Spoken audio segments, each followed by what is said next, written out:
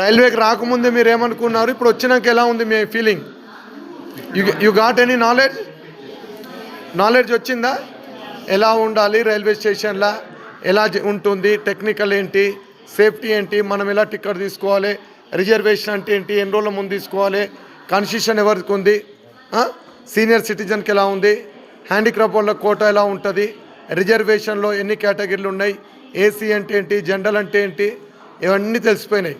So మీరంతా జాగ్రత్తగా ఉండాలి. Any doubts now you have? No? Say thank you all of this staff. అందరికీ say loudly. Okay. బాగా చదువుకుంటారా? చదువుకుంటే ఇలాంటి మంచి జాబులు చేయొచ్చు. సరే, ఎంత ఉంటే శాలరీ చెప్పండి. అంటే జనరల్గా మా సార్ 1,50,000 వస్తాయి.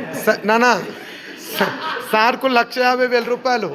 మీరు జనరల్గా మనం ఒక 20,000 సంపాదించాలంటే నార్మల్ పీపుల్ చదువుకోని వాళ్ళు ఎంత కష్టపడుతున్నారు మరి. సార్ వాళ్ళకి ఎందుకు ఇస్తారు? You have knowledge. మీకు ఇదివరకు కూడా చెప్పిన, ఒక కలెక్టర్ వస్తాడు, పక్కన అటెండర్ వస్తాడు. కలెక్టర్ అటెండర్ బాడీ అంతా సేమ్ ఉంటాయి, బ్రెయిన్ గిట్ అంతా సేమే కదా. మరి ఎందుకు కలెక్టర్కి ఎక్కువ శాలరీ, మరి అటెండర్కి ఎందుకు తక్కువ? నాలెడ్జ్. సో మీరు కూడా ఇప్పుడు ఏం చేయాలి? నాలెడ్జ్ గెయిన్ చేసుకోవాలి.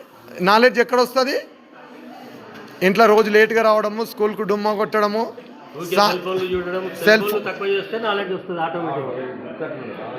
సెల్ ఫోన్ అనేది ఎంత డ్యామేజ్ చేస్తుంది. ఇప్పుడు పేరెంట్ కూడా మదర్ టైట్ చేస్తే ఫాదర్ లూజ్ చేస్తున్నాడు, ఫాదర్ చేస్తే మదర్ టైట్ చేస్తుంది. ఇద్దరు ఒకటే ట్రాక్లో పని చేస్తే పిల్లలు డెవలప్ అయిపోతారు.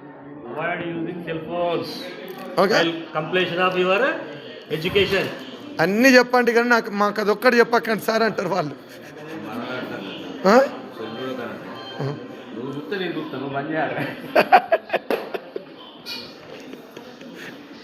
సో పేరెంట్స్కు బాధ్యతలు ఉంటాయి. మీ పేరెంట్స్ ఇప్పుడు సార్ ఉన్నారు, ఇంటికా ఉన్నారు, ఏమైనా పని ఉంది సార్కి ఫోన్ చేస్తారు కదా, అట్లా వాళ్ళు బిజినెస్ కోసము వాళ్ళ డే డ్యూటీ కోసం చేస్తారు కాబట్టి అట్లా అనకూడదు పిల్లలు. Okay, thank you sir. Thank you sir.